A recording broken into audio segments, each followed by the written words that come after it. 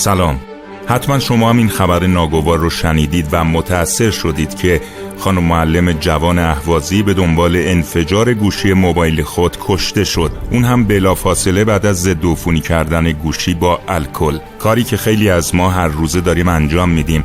اصلا از خطراتش آگاه نیستیم و ممکنه خدای ناکرده باعث مرگ ما و اطرافیانمون بشه. الکل مطمئن ترین ضدعفونی کننده هست، اما لازمه چند نکته رو در تهیه و استفاده از اون رعایت کنید. اول، همیشه الکل رو از داروخانه یا لوازم پزشکی تهیه کنید. دوم، الکل رو مستقیم بر روی گوشی نریزید، چرا که امکان داره گوشی منفجر بشه یا صفحش تغییر شکل بده.